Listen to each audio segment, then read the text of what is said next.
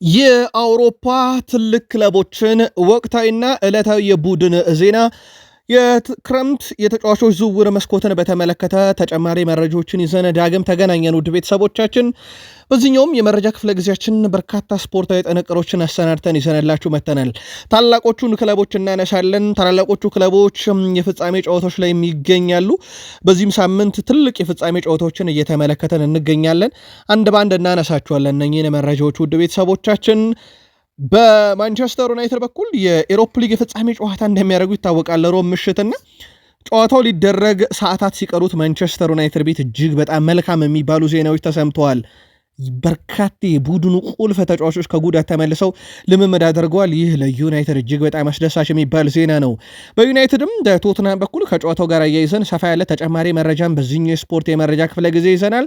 በማንቸስተር ዩናይትድ በኩል የዝውውር መረጃችን እንደተጠበቀ ነው። ብሩኖ ፈርናንዴዝን ግን በስፋት ስናነሳ የቀድሞ የቼልሲ፣ ዩናይትድ፣ ቶትንሃም፣ ሮማ በርካታ የአውሮፓ ትልቅ ክለብ ሪያል ማድሪድን ጨምሮ ያሰለጠኑት ጆዜ ሞሪኒዮ ለቀድሞ የአርሰናል አሰልጣኝ አርሰን ቬንገር ምላሽ አለኝ ብለው ብቅ ብለው አነጋጋሪ ምላሽ ሰጥተዋል። ለየት ያለውን የእሳቸውን መረጃ ለውድ አድማጮቻችን እናደርሳለን። አርሰናል ቤት ይሄ የውድድር ዓመት ያለምንም ዋንጫ ከተጠናቀቀ በኋላ ቀጣዩን ዓመት ስለማሳመር ስራዎች ተጀምረዋል። ከአጥቂ እስከ ተከላካይ አማካኝ ስፍራ ላይ ያሉ ተጫዋቾችን ጨምሮ በርካታ ዝርዝሮችን እየሰማን ነው። አርሰናልን ከሚለቁ ተጫዋቾች መዳረሻው እርግጥ የሆነም አንድ ተጫዋች ተገኝቷል። ከዛ በተረፈ አንድሪያ ቤርታና ማይክል አርቴታ ያሉትንም ነገር እናደርሳችኋለን። በአርሰናል በኩል ከ9 ቁጥር አጥቂ ጋር በተያያዘ አንድ ተጫዋች አሁንም ስሙ ይገኛል ቢባልም በክረምት ከሱ ጋር በተያያዘ ዝውውር መስኮቱ ላይ አርሰናልን እንቅስቃሴ በተመለከተ ተጨማሪ መረጃ ለአርሰናል ደጋፊዎች የምናጋራችሁ ይሆናል። የመርሳይዱ ክለብ ሊቨርፑል ከ2016 ወይም ከ142 ድልና ከ14 አቻ በኋላ የመራ ጨዋታ ተሸንፎ ሲወጣ ተመለከትን። 40 ግቦችን በዚህ ዓመት አስተናግዷል። ዋንጫ ሲበላ እንደ ቡድን ትንሽ ግብ ያስመዘገበው እንግዲህ ባለፉት ጥቂት ዓመታት ውስጥ ይሄኛው የቅርብ ጊዜ ትውስታችን ነው። ለማንኛውም የፕሪሚየር ሊጉን ባለክብር ሊቨርፑል ቤት በርካታ መረጃዎችን ስናነሳ አሰልጣኝ አርኔ ስሎት የሚሉን ነገር ያለ።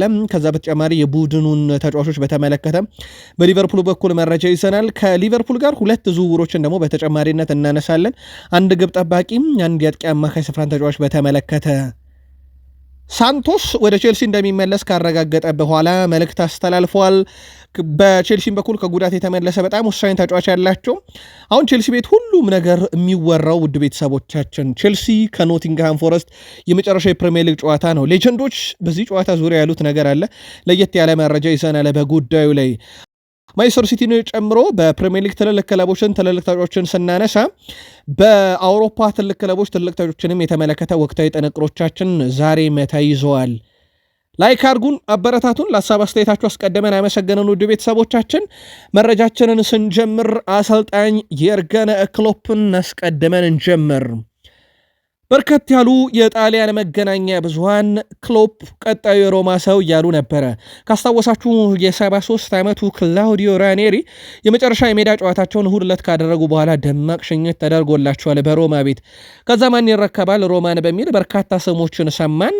የቀድሞ የሊቨርፑል ሰው የቀድሞ የቦሩሲያ ዶርትመንድ አሰልጣኝ የርገን ክሎፕን ስም ስንሰማ ነበር። የጣሊያን ጋዜጦችም ዛሬ አተመውት ነበረ።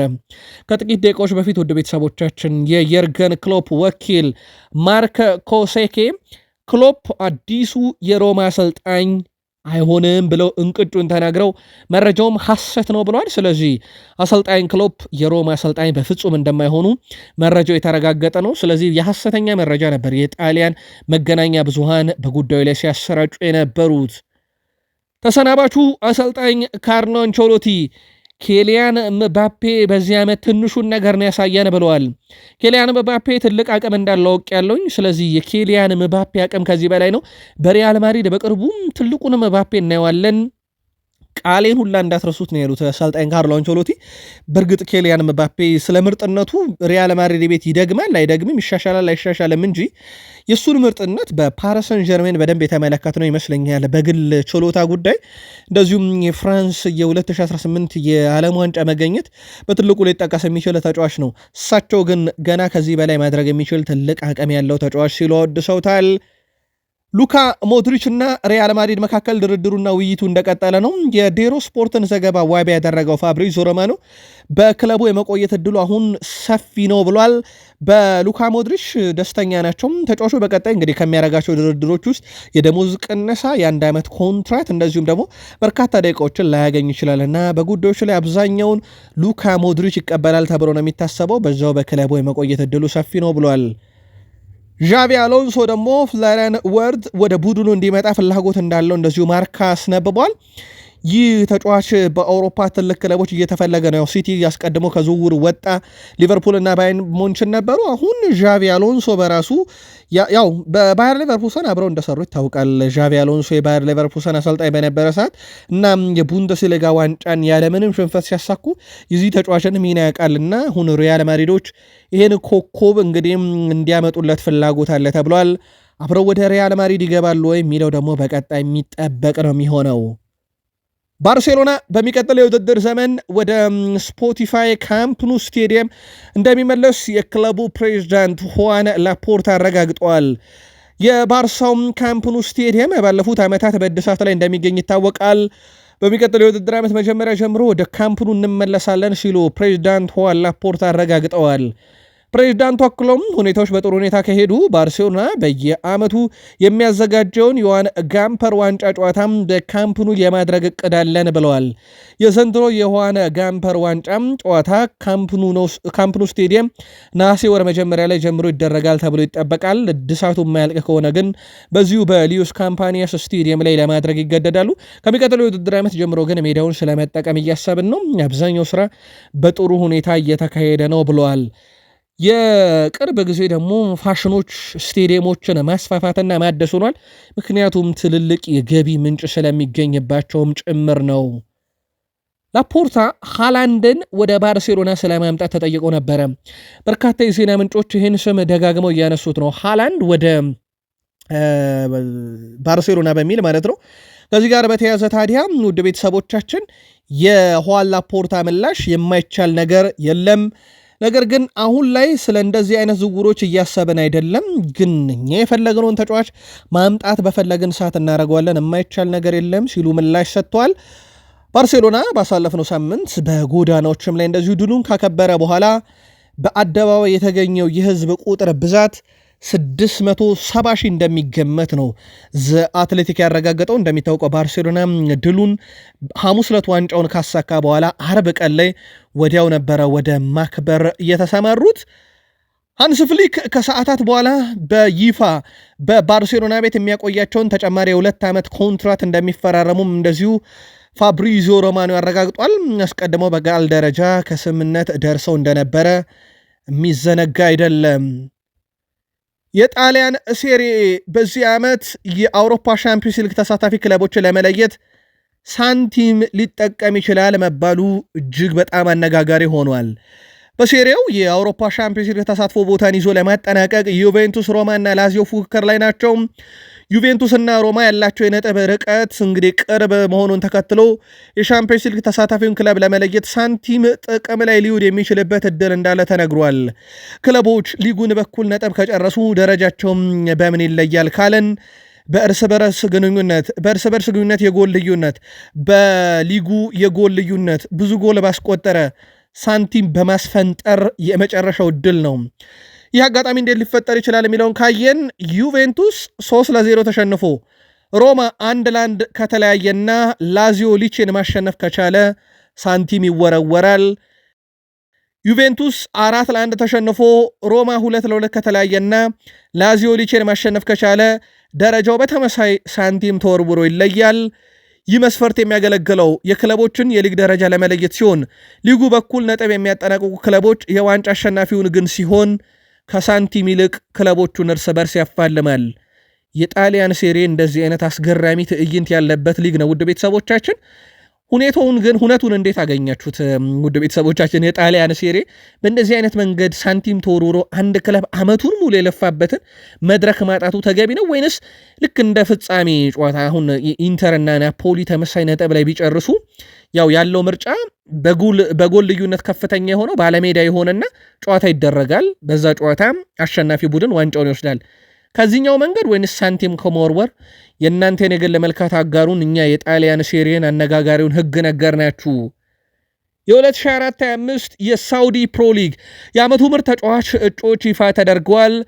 በዚህ መሰረት ከሪም ቤንዜማ፣ ሳሊም አልደውስሪ፣ ክርስቲያኖ ሮናልዶ፣ ሮጀር ኢባንዝ እና ክርስቲያን ኡጋንክ እነኚህ በእጩነት መቅረብ ችሏል። ከፍተኛ ግብ አስቆጣሪው CR7 ክርስቲያኖ ሮናልዶ እንደሆነ ይታወቃል። ከዚህ ሊግ ላይ እንደሚታወቀው ሮናልዶን በተመለከተም በአልናስር ኮንትራቱ ሊጠናቀቅ እንግዲህ በቀናቶች ቀርተውታል። በመጪዎቹ ቀናቶችም በአልናስር የቆይታውን ጉዳይ በተመለከተም እንግዲህ ይፋ ይደረጋል ተብሎ ይጠበቃል፣ ወይም ከውሳኔ ሊደርሳል ተብሎ ይጠበቃል።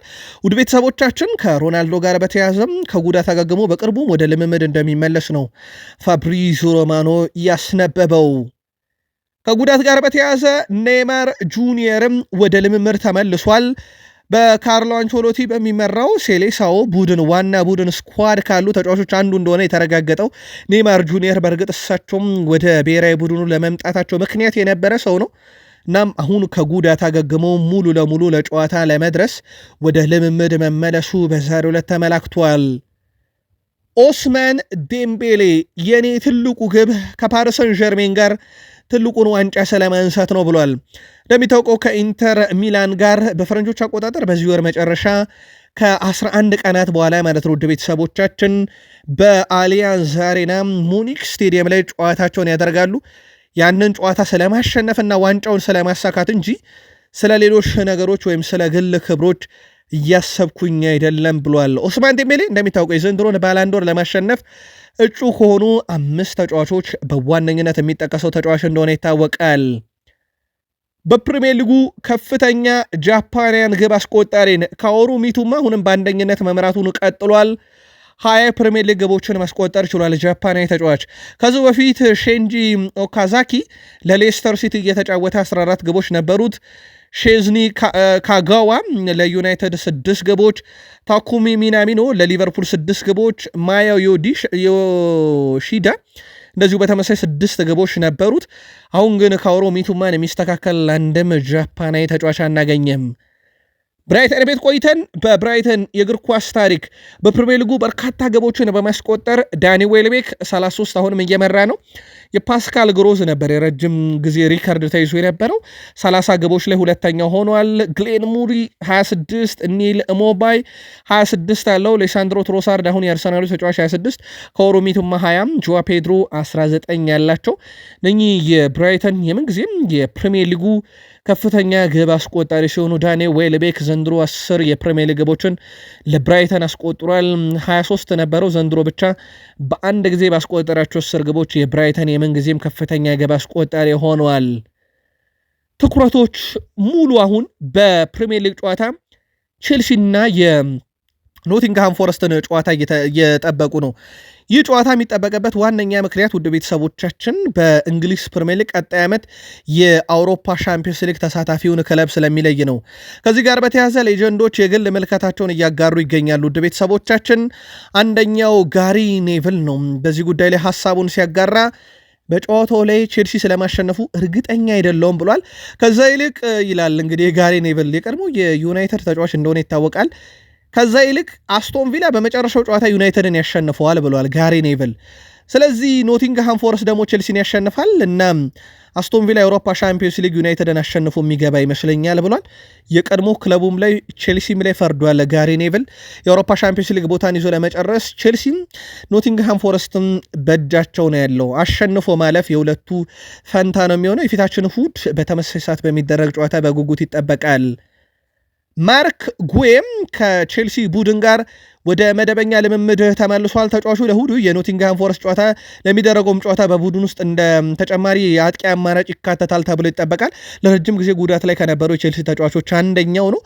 ጥሩ ሰዓት የተመለሰላቸው ይመስላል። በተለይም ለጨዋታው ፊት የሚያደርግ ከሆነ የኮንፈረንስ ሊግ ጨዋታም አለባቸው። የኖቲንግሃም ፎረስትም ጨዋታ አለና ሁለቱም ጨዋታ አስፈላጊነት አንጻር የቼልሲ ተጫዋቾች የስኳድ ዴብዙን በዚህ አይነት መንገድ እንዲሰፋ ማድረጋቸው በተለይም ከጉዳት መመለሳቸው ጥሩ የሚባለው ዜና ነውና በቀጣይ እንግዲህ የእሁዱ ጨዋታ ላይ በትልቁ ይጠበቃል። ሳንቶስ ስትራስቡርግን ተሰናብቷል። መልእክትም ያስተላልፏል በማህበራዊ ትስስር ገጹ ላይ ስታድ ላማየሞ የሚደረጉ ሁሉንም ጨዋታዎች አያመልጡኝም ብሏል። እኔ ይህንን ጊዜ በልቤ ይዤው ለዘላለም እኖራለሁ፣ መቼም አረሳችሁም፣ አንድ ቀን ወደ ስትራስቡርግ እመለሳለሁ ብሏል ሳንቶስ። በቀጥታ ወደ እናት ክለቡ ቼልሲ በቀጣይ ክረምት እንደሚመለስ ይታወቃል። ቼልሲን ካነሳን ፒተር ቼክን ያነረሰውም 42ኛ ዓመቱን እያከበረ ይገኛል። ፒተር ቼክ በፕሪሚየር ሊግ ታሪክ በርካታ ክሊንሺት ያለው፣ በፕሪሚየር ሊግ ታሪክ በአንድ የውድድር ዓመት በርካታ ክሊንሺት ያለው፣ በፕሪሚየር ሊግ ታሪክ በርካታ የወርቅ ጓንትን ያሸነፈ፣ በፕሪሚየር ሊግ ታሪክ በፍጥነት 100 ክሊንሺትን በፕሪሚየር ሊግ ያስመዘገበ፣ በፕሪሚየር ሊግ 1000 ደቂቃዎችን ግብ ሳያስቆጥር የተጫወተ የመጀመሪያው ተጫዋች። ይህ ሁሉ ሪካርድ የምናገኘው ከቀድሞ የቼልሲ ለተወሰነም ጊዜ ቢሆን በአርሰናል መለያ የተጫወተው ፒተር ቼክ ብቻ ያሉት ሪካርዶች ናቸው። ፒተር ቼክ በዛሬው ዕለት 42ኛ ዓመቱን እያከበረም ይገኛል። ግብ ጠባቂን ካነሳን የሊቨርፑሉ ኮኦማሃኒ ኬለር ፈላጊዎች አሁን ብቅ ብለዋል። ኤሜናሎ ማርቲኔዝን ለሳውዲ አረቢያ ክለቦች አሊያም ለማንቸስተር ዩናይትድ አሳልፎ ይሰጣል የተባለው አስቶን ቪላ ይህን የሊቨርፑል አስደናቂ ግብ ጠባቂ በቀጣይ ክረምት የግላቸው ማድረግ ይፈልጋሉ ተብሏል። ዘሰን ስፖርት ይዞት በወጣው መረጃ መሰረት ኮኦማሃኒ ኬለር በቀጣይ ክረምት ሊቨርፑል እንደሚለቅ ይታወቃል። በቦታው ላይ እንደ መመርዳሽቪሊ ያለ ግብ ጠባቂ ይተካልና ስለዚህ ኮኦማሃኒ ኬለር ይለቃል። ያንን ቦታ እንግዲህ ለመተካት በአስቶን ቪላ በኩል ደግሞ የኤማኑኤል ማርቲኔዝን ማለት ነው በቁጥር 1 ኢላማቸው አስቀምጠውታል። ሊቨርፑሎች በቀጣይ ክረምት ከአርቢ ሌይፕዚግ ጋር እንደሚለያይ ይፋ ያደረገው ዣቤ ሲሞንስንም ሁኔታ መከታተል ተጀምረዋል። በተለይም በቡድን ውስጥ በ10 ቁጥር ሚናነት እና የማጥቃት ክሬቲቪቲ ላይ ትልቅ ተሰጥኦ ያላቸውን ተጫዋቾች ማምጣት ይፈልጋሉና አንደኛው በሊቨርፑል እንግዲህ እቅድ ውስጥ የተያዘው ዣቪ ሲሞንስ ነው። ትልቅ ገንዘብ ግን አርቢ ሌይፕዚግ ይፈልጋል ለዚህ ተጫዋች ዝውውር። ክለቡን ግን እንደሚለቅ 100% ነው በቀጣይ ክረምት የተረጋገጠው። አርኔ ስሎት ስለ አሌክሲስ ማካሊስተር ሀሳባቸውን አጋርተዋል። እውነተኛ የአርጀንቲና አስተሳሰብ አለው፣ ምንም ቢሆን ተስፋ አይቆርጥም። አሌክሲስ ማካሊስተር በዚህ ሲዝን ለሊቨርፑል ዳግም አይጫወትም። እሱ አዲስ ጉዳት አላጋጠሙም። ለቀጣይ ውድድር ዘመን ሙሉ ለሙሉ ዝግጁ ለመሆን ረጅም ረፍት ስለሚያስፈልገው ከዚህ በኋላ አላጫውተውም ብለዋል። አርኔ ስሎት ስለ ማካሊስተርም ሲናገሩ እጅግ በጣም ተፋላሚው ተጫዋች ስለወድሰውታል። ሴቦዝ ላይ ስላስቆጠራት ግብ ተጠይቆ ነበረ። እውነት ለመናገር ለማቀበል ብዬ ነበረ እንደዛ አይነት አመታት የመታሁት፣ ነገር ግን ቡድኑ በዚያም ሆነ በዚህ በመርዳቴ በጣም ደስተኛ ነኝ ብሏል። አነጋጋሪ ግብ ነበረ ተጫዋታ ያስቆጠረው፣ ግን እውነቱን ለመናገር ለማቀበል ነበረ ብለዋል።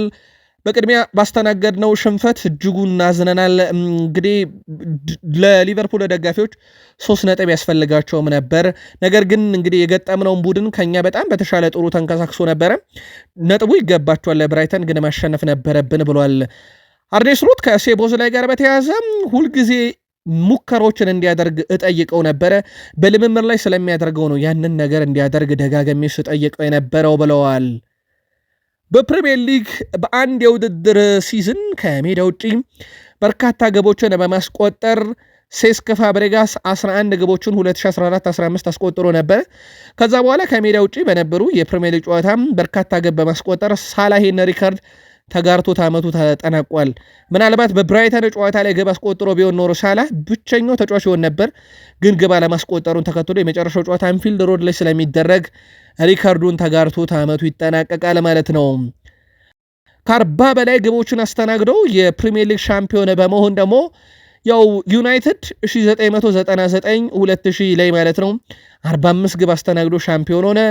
ማንቸስተር ዩናይትድ 1996-97 ላይ ሲያነሳ 44 ግቦች አስተናግዷል። እንደዚሁ 2012-13 የመጨረሻውን ዋንጫ ሲያነሳ 43 ግቦችን አስተናግዷል። ሊቨርፑል አሁን 40 ግቦችን አስተናግዷል። ቀጣይ እንግዲህ ሊቨርፑል የፕሪሚየር ሊግ መርሃ ግብር ይቀርበታልና ምናልባት በዚሁ 40 ይጨርሳል ወይስ ተጨማሪ ግብ ያስተናግዳል የሚለው ይጠበቃል። በፕሪሚየር ሊግ ግን 40 እና ከዛ በላይ ግቦችን አስተናግዶ ዋንጫ ያነሳ አራተኛው አጋጣሚ ያደርገዋል ከሶስቱ የዩናይትድ አጋጣሚዎች በኋላ። መርሳይዱ ክለብ ሊቨርፑልም በመጀመሪያ አጋማሽ 2-1 እየመራ የነበረውን ጨዋታ ነው በብራይተን የተሸነፈው። 2016 ላይ በበርነማውስ የመጀመሪያውን 45 መርቶ 4-3 ከተሸነፈ በኋላ ከ156 ጨዋታ 142 ድል 14 አቻ በኋላ ለመጀመሪያ ጊዜ ሊቨርፑል እንግዲህ እየመራ የነበረውን ጨዋታ በሽንፈት ደምድሟል። ብራይተን ጨዋታውን ከረፍት በኋላ ባስቆጠራቸው ሁለት ግቦች 3-2 ማሸነፉ ይታወቃል። ሳላህ በሊቨርፑል ታሪክ በሁሉም ውድድሮች 400 እና ከዛ በላይ ጨዋታዎችን ማድረግ የቻለ 28ኛው ተጫዋች ሆኗል። በእነኚህ 400 ጨዋታዎች 244 ግቦችና 110 አሲስቶችን ማድረግ ችሏል። ዘንድሮ ብዙ ሪካርዶችን ማሻሻል ይችል ነበር እንዳጀማመሩ ቢሆን፣ በኋላም ላይ ግን አጨራረሱ ጥሩ አልሆነለትም። ለማንኛውም የመጨረሻው ጨዋታ ብዙ ነገር ልናይበት እንችላለን። እግር ኳስ አልቢትሩ አብቅቷል ብለው ፊሽካቸውን እስካልነፉ ድረስ ብዙ ተአምር የምንመለከትበት ነው። ለማንኛውም ሳላህ 401ኛው ጨዋታ ላይ ለሊቨርፑል ምን ያስመለክተናል ለሚለው ደግሞ ቀጣይ ሳምንት እሁድ በጉጉት ይጠበቃል። ጆርጊኒሆ ወደ ፍላሚንጎ እንደሚያቀና ይታወቃል። ጣሊያን ተጫዋች ጆርጊኒዮ የፍላሚንጎ ተጫዋች መሆኑ እንግዲህ በቀጣይ የውድድር ዓመት ወይም ደግሞ በዚህ ክረምት ማለት ነው በዓለም ክለቦች ዋንጫ ፍላሚንጎን ወክሎ እንደሚሳተፍ ነው መረጃዎች እየወጡ የሚገኙት። አርሰናልና የጆርጊኒዮ ጉዞም ከእሁዱ ጨዋታ በኋላ ይጠናቀቃል። ከዛ በቀጥታ ወደ ፍላሚንጎ ነው የሚያመራው። በቡድን ውስጥም ተካቶ የዓለም ክለቦች ዋንጫ ላይ ይሳተፋል። ባለፉት 3 ዓመታት ለዋንጫ በጣም እየተቃረብን ግን አላሳካ ነው። ቀጣይ ዓመት ግን ተቀባይነት አይኖረውም ብሏል ዊሊያም ሳሊባ። በአርሰናል ቤት ኮንትራቱ ሊጠናቀቅ ነው እንግዲህ 2027 ላይ። ሪያል ማድሪዶች ደግሞ እስከ 2027 እንጠብቃለን ብለው ቃል የገቡለት ተጫዋች ነው። ተጫዋቹን ግን አርሰናሎች ከወዲሁ ኮንትራቱን ለማሳመን ደግሞ ጥረት እያደረጉ ነው። ተጫዋቹ ደግሞ 3 ዓመት ተቃርበን ዋንጫ ማጣታችን ተቀባይነት የለውም፣ ቀጣይ ዓመት ግን ዋንጫ እንደምናሸንፍ እርግጠኛ ነኝ ሲል ተደምጧል። አርሰናል ቤት ዋንጫን ካላነሱም ክለቡ ውስጥ እንግዲህ ጫና ይፈጠራል ተብለው ከተሰጉ ተጫዋቾች የዊሊያም ሳሊባ ጉዳይ ነው። ምናልባት ደግሞ የስፔን የመገናኛ ብዙሃን ሳሊባ አርሰናልን ከለቀቀ ለሪያል ማድሪድ ብቻ ነው የሚለው መረጃ ከወጣ በኋላ ለአርሰናል ስጋት እንደሆነበት ይታወቃል። ኦሌ ዋትኪንስ በጥር አርሰናል በ40 ሚሊዮን ዩሮ ሊያስፈርመው ነበረ። ኦሌ ዋትኪንስም ተስማምቶ ነበረ። ነገር ግን ክለቡ አስቶን ቪላ በወቅቱ 60 ሚሊዮን ዩሮ ጠየቀ። በዚህ ምክንያት አርሰናሎች አንከፍልም አሉ። ማይክል አርቴታ ግን ከቦርዱ ጋር ብዙ የተጨቃጨቁበት ተጫዋች እንደነበረ ይታወሳል። አሁን ላይ ግን በክረምት ቁጥር 1 ኢላማቸው ባይሆንም እንደ ሳምዲን ዘገባ ከሆነ ኦሌ ዋትኪንስ አሁንም በአርሰናል ዝርዝር ውስጥ አለ፣ ግን የመጨረሻው እጩ ነው ብሏል። አርሰናል የዩኬሬስክ ግን ጉዳይ ነው መጨረስ የሚፈልገው። ከዛ በኋላ የዩኬሬስክ ጉዳይ ከ6 ቀን በኋላ አርሰናል ይፋይ ድርድር ያደርግበታል ተብሎ ይጠበቃል። ወይም በሚቀጥሉ 6 ቀናት ውስጥ ትልቅ የዝውውር ጥያቄ ለጊዮኬሬስክ ያቀርባል ተብሎ ይጠበቃል። ከዛ ውጭ እንደ ቤንጃሚን ሼሽኮ ያለ ሌላ አማራጭ አላቸው። ኢሳክም ሌላኛ አርሰናል ምርጫ ነው፣ ያውም የማይክል አርቴታ ቁጥር 1 ምርጫ። ግን ገንዘቡ የሚቀመስ አይደለም። ከ100 ሚሊዮን ፓውንድ በላይ እስከ 150 ሚሊዮን ፓውንድ ነው የዚህ ተጫዋች የዝውውር ሂሳብና ኦሌ ዋትኪንስ በዝርዝሩ ሲኖር ከነኚህ ተጫዋቾች ተርታ መጨረሻ ላይ ይገኛል ብሏል ሳምዲን። ግን አርሰናል ያ የተጠየቀውን 60 ሚሊዮን ፓውንድም በዚህ ክረምት ይከፍላል ተብሎ አይጠበቅም። አርሰናል በዚህ ክረምት ክለቡን ለማጠናከርም ከአንድሪያ ቤርታ ጎን እንደሚቆም አረጋግጧል። አንድሪያ ቤርታ በተጫዋቾች የክረምት የዝውውር መስኮት ላይ አብዛኛውን ኃላፊነት ወስደው እንደሚሰሩም ነው የተረጋገጠው።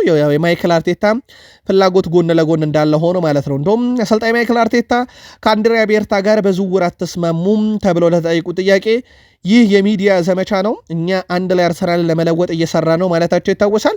አብዛኛውን ስራ ግን አንድሪያ ቤርታ በዝውውር ላይ ይሰሩታል ተብሎ ይጠበቃል። ያው የሚሳተፉ አካላት እንዳሉ ሆኖ የአርሰናል ቦርድ ራሳቸው ማይክል አርቴታ ቢጠበቁም የአንበሳውን ድርሻ ይወስዳሉ ተብሎ ይጠበቃል። ቡድኑን በማጠናከር ላይ ትልቅ ዝውውሮችን እንግዲህ ከቀጣይ እሁድ በኋላ በአርሰናል ቤት በስፋት እንሰማለን ተብሎ ይጠበቃል።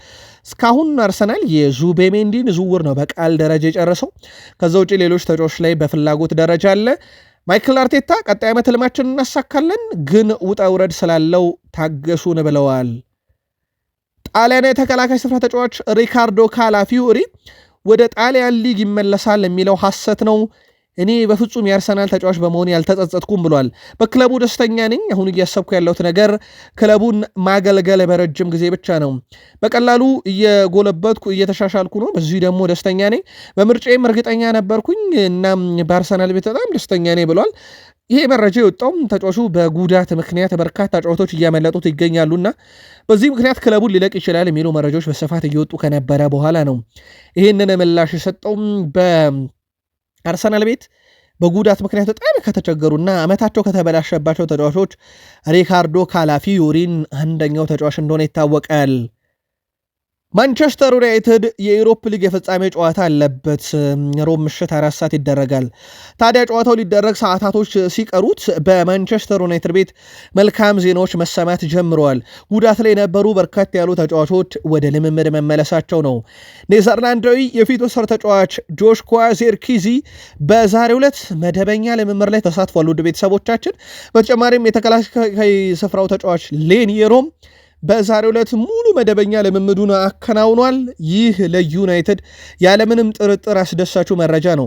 በተለይም በዚህ ጨዋታ ላይ ለቡድኑ ወሳኝና ቁልፍ ሚና ሊጫወቱ የሚችሉት ሌኒየሮ እና በተወሰነ መንገድ በዩናይትድ ቤት በቅርብ ጊዜያት ውስጥ ተሳስሎ የተመለከትነው ጆሽኳ ዜርኪዚ መምጣታቸው ለቡድኑ ቁልፍ አገልግሎትን እንዲሰጡ ያደርጋል። ለዩናይትድ ሁለቱ ተጫዋቾች መመለሳቸው እጅግ በጣም አስደሳቹ መረጃ ነው። ብሩኖ ሚጌል ፈርናንዴዝ በማንቸስተር ዩናይትድ ባለፉት 6 ዓመታት ውስጥ ግብ ሊሆን የሚችል አሲስተን በማድረግ ወይም እነኚህ አጥቂዎቹ የተሳሳቷቸው መቆጠር የሚችሉ ግን አጥቂ የተሳሳቷቸውን የግብ ዕድሎችን በመፍጠር አንድም የሚስተካከለው ተጫዋች የለም።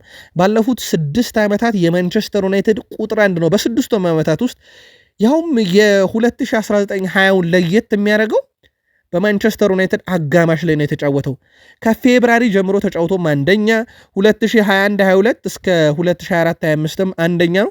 ዘንድሮ ወደ 16.6 በአጠቃላይ ግብ ሊሆኑ የሚችሉ ኳሶችን ለቡድን አጋሮች አቀብሎ አብዛኞቹ ግን ተስተዋል። የማንቸስተር ዩናይትዱ የአማካይ ስፍራ ተጫዋች ብሩኖ ፈርናንዴስ ከፌብራሪ 2020 ጊዜ አንስቶ በአውሮፓ ታላላቅ ሊጎች ውስጥም ብዙ የግብ ዕድልን የፈጠረና ብዙ የግብ አስተዋጽኦን ያበረከተ ነው። አማካኝም ነው። ብዙ የጎል አስተዋጽኦን በማበረከቱ ብሩኖ ፈርናንዴስ በአንደኛ ስፍራ መቀመጥ ሲችል ከዛ ጊዜ አንስቶም 112 የግብ አስተዋጽኦን ማበረከት ችሏል። ብዙ የግብ ዕድሎችን በመፍጠር አሁንም ብሩኖ ፈርናንዴስ በአንደኛ ስፍራ መቀመጥ ችሏል። 535 የግብ ዕድሎችን ከ2020 ፌብራሪ ጀምሮ ፈጥሯል። ብሩኖ ፈርናንዴስ ለዩናይትድ ከአምበልም በላይ ይመስላል። ማንቸስተር ዩናይትድ በኤሮፕ ሊግ ፍጻሜም በአምበልነት ቡድኑ እየመራ ወደ ሜዳ የሚገባው ብሩኖ ፈርናንዴዝ ትልቅ ባነር እንዲዘጋጅ እንግዲህ አጽድቋል። ያ ባነርን እስከዚህ ሰዓት ድረስ ሌሎች ተጫዋቾች እንደማያውቁትና ደጋፊዎችም እንዳልተመለከቱ ተረጋግጧል። በጨዋታው ላይ ነው እንግዲህ ይህ ባነር የሚታየው። ብሩኖ በማንቸስተር ዩናይትድን ቤት ለየት ያለ ነገርን እያደረገ ነው። በጣም ያስገረመንን አንድ እንንገራችሁ። ብሩኖ ፈርናንዴዝ በማንቸስተር ዩናይትድ ረክሊፍ ከመጡ በኋላ ከእግር ኳሳዊ ጉዳይ ይልቅ እግር ኳስን የማይመለከት ስራ የሚሰሩ የስታፍ አባላት ይበዛሉ ካሉ በኋላ አብዛኞቹን ቀንሰዋል። ከተቀነሱት ውስጥ በዕድሜ አንጋፋ የሆኑና በኑሮ የተቸገሩትን ብታምኑም ባታምኑም ብሩኖ ፈርናንዴዝ እየረዳቸው ይገኛል። ከሜዳም ውጭ የሚያደርገው ነገር ለየት ያለ ነው። ብሩኖ ፈርናንዴዝ በማንቸስተር ዩናይትድ እና በቶትንሃም መካከል የፍጻሜው ጨዋታ ሲደረግ በዘንድሮ የኤሮፕ ሊግ ብሩኖ ፈርናንዴስ 7 ግብ፣ ዶሚኒኬ ሶላንኬ እንደዚሁ 5 ግብ አለው። የቡድኑ ከፍተኛ ግብ አስቆጣሪዎች የቶትንሃሙ 9 ቁጥር፣ የማንቸስተሩን ግን የአማካኝ ስፍራው ተጫዋች ብሩኖ ፈርናንዴዝ ነው። በጨዋታው ላይ ሁለቱ ደግሞ በትልቁ የሚጠበቁ ተጫዋቾች ናቸው። ማርከስ ራሽፈርድም በማህበራዊ ትስስር ገጹ ላይ የፍጻሜውን ጨዋታ በተመለከተ ለማንቸስተር ዩናይትድ መልካም ምኞቱን ገልጿል። የቀድሞ የዩናይትድ ተጫዋች ለማለት እንኳን ይከብዳል። በእርግጥ በዩናይትድ ከተጫወተ ቆይቷል። በአስቶን ቪላ ነው አሁን የሚገኘው። ጉዳት እንደገጠመውም ይታወቃል። ታዲያ ለቀድሞ እናት ክለቡ ማንቸስተር ዩናይትድ በማህበራዊ ትስስር ገጹ ላይ መልካም ምኞቱን አስፈረዋል። ከዚህ ጋር በተያዘም ፓትሪክ ኤቭራ የፍጻሜውን ጨዋታ አስመልክቶ ሐሳቡን ሲያጋራ የዩናይትድ ተጫዋቾች መፋለም አለባቸው፣ በዓለም ላይ ለሚገኙ የማንቸስተር ዩናይትድ ደጋፊዎችና ለማንቸስተር ዩናይትድ ሕዝብ ስትሉ ዋጋ መክፈል አለባችሁ በጨዋታው ላይ ብለዋል። ዩናይትዶች በበርካቶች የቀድሞ ሌጀንዶቻቸው ዘንድ ማበረታቻም እየተላከላቸው ነው። አትሌቲኮ ቢልባኦ ሜዳ ሳነማሜስ ላይ ነው ጨዋታው የሚደረገውና ኦናና ይህ ለእኛ ጥሩ አጋጣሚ ነው ብሏል። ምክንያቱም ያሸነፍንበት ሜዳ ነው። ያውን ባለሜዳው ነው ቤልባኦና ሜዳውን በደንብ እናውቀዋለን። ጥሩ ሰነንቦን አለን በዛ ሜዳ ላይ። እዛ የማሸነፍ ባህል ስላለን እሱን መስቀጠል ብቻ ነው የሚጠበቅብን ብሏል። አንድሬ ኦናና ጥሩ የፍጻሜ ሪከርድ የለውም በአውሮፓ መድረክ፣ እንዴት ይወጣዋል የሚለው ሮም ምሽት ይጠበቃል። ከግብ ጠባቂ ጋር በተያያዘ በቱርክ ሊግ ውስጥ ከሚገኙ ትልቅ ክለቦች ውስጥ የሚጠቀሱት እንደ ቤሽክታሽ እና ሌሎች ክለቦችም አልታይ ባይንደርን ከማንቸስተር ዩናይትድ በክረምት ማስፈረም ይፈልጋሉ። ቤሽክታሾች አልታይ ባይንደር ዋነኛ የዝውውር ኢላማቸውም አድርገውታል። ማንቸስተር ዩናይትድ ከአልታይ ባይንደር ዝውውር 6 ሚሊዮን ፓውንድ ዋጋ ለማግኘት ይፈልጋል። ነገር ግን ቤሽክታሾች ከ3 ሚሊዮን ፓውንድ በላይ የመክፈል ምንም አይነት ፍላጎት የላቸውም ተብሏል። ማንቸስተር ዩናይትድ ቤት ዘንድሮም የመጨረሻዎቹን 3 ጨዋታ ላይ ቢጠቀሙት 10 ግብ እንዳስተናገደ ይታወቃል። ከኤሮፕ ሊጉ ጋር በተያዘ ማዲሰን ባርገቤል እና እንደዚሁም ዲያነ ኮሉዞቭስኪ ወደ ሳንማሜስ ማቅናታቸው ተረጋግጧል። ውድ ቤተሰቦቻችን እንደሚታወቀው እነኚህ ተጫዋቾች ለቶትናም ግልጋሎት ባይሰጡም በዋንጫ ስነ ስርዓቱ ላይ ግን ይገኛሉ ተብሎ ይጠበቃልና ቶትናም ሆትስፐርስ ወደ ሳንማሜስ ሲያቀና ጉዳት ላይ ያሉ አብዛኞቹንም ተጫዋቾች እንደዚሁ በተመሳሳይ ይዞ መሄዱ ተረጋግጧል። አርሰን ቬንገር ኤሮፕ ሊግን የበላ ቡድን እንዴት ሻምፒዮንስ ሊግ ያውም 16ኛና 17ኛ ሆኖ ይገባል ብለውም ቆይቷል። ይህን ንግግር ከተናገሩ በርካቶች ምላሽ እየሰጡ ነው። ሩበን አሞሪም ምላሽ ሰጥተዋል። ህጉን እናውቀዋለን አሉ። ከዛ አንጌል ፖስቴኮግሉ የቀኑብን ናቸው አሉ። የቀድሞ የዩናይትድም የቶትናምም ቼልሲንም አሰልጥነዋል። እንደውም አብዛኛው ታሪካቸው በቼልሲ ነው። ሀያሉ ማድሪድንም ጭምር አሰልጥነዋል። ጆዜ ሞሪኖ ምላሽ ሰጡ። ታዲያ በዚህ ጉዳይ ላይ ዋንጫውን አሸንፎ የማያውቅ አርሰን ቬንገር የዩሮፕ ሊግ አሸናፊ በሻምፒዮንስ ሊግ መሳተፍ የለበትም ብሎ መናገሩን ወርፏል። አንድ ጥያቄ አለኝ ይላል ጆዜ ሞሪኒዮ። የመጀመሪያው ነገር ይህ ሰው ይላል አርሰን ቬንገርን ዩሮፕ ሊግ ያላሸነፈ ሻምፒዮንስ ሊግን ያላሳካ እና ለምን ስለማያውቀው ነገር መናገር አስፈለገው ይላል ጆዜ ሞሪኖ። ቀጥሎም አርሰን ቬንገር ስለ ፕሪሚየር ሊጉ ቢያወራ ምናልባት ሊመለከተው ይችላል፣ ነገር ግን ስለ አውሮፓ መድረክ መመልከት እንጂ መናገር አይችልም፣ ምክንያቱም መድረኩን ስለማያውቀው። ፕሪሚየር ሊጉ ላይ ግን ቢናገር ያምርበታል ብለውም አሰልጣኝ ጆዜ ሞሪኒዮ የቀድሞ የአርሰናልን አሰልጣኝ አርሰን ቬንገርን ወርፈዋል። ራስመስ ሆይሉንድ ለማንቸስተር ዩናይትድ መጫወት ጫና ያለው ቢሆንም ግን እኔ ወደዚህ የመጣሁት ዋንጫ ለማሸነፍና ስሜን በታሪክ ማህደር ለማጻፍ ነው። ደጋፊዎች ሁሌም እንዲያስታውሱ ይፈልጋለሁ በማንቸስተር ዩናይትድ ብሏል። በማንቸስተር ዩናይትድ ቆይታው እርግጥ አይደለም ውድ ቤተሰቦቻችን የዚህ ተጫዋች ነገር። ምክንያቱ ደግሞ ማንቸስተር ዩናይትድ አዲስ አጥቂ ለማምጣት እያነጋገረ ይገኛልና ከዚህ ጋር በተያያዘ ጫና ውስጥ ሊገባ ይችላል ተብሎ ይጠበቃል። በዛሬው ዕለት አንድ ትልቅ ጨዋታ ይደረጋል በበርንማውዝ እና በማንቸስተር ሲቲ መካከል።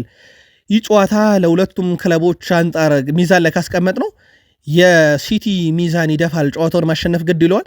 ቀጣይ ውድድር ዓመት የአውሮፓ ሻምፒዮንስ ሊግን ትኬት ለመቁረጥ ማለት ነው። ከሲቲ ጋር በተያዘ ታዲያ ውድ ቤተሰቦቻችን በርካታ ሀሳቦች እየተጋሩ ይገኛሉ።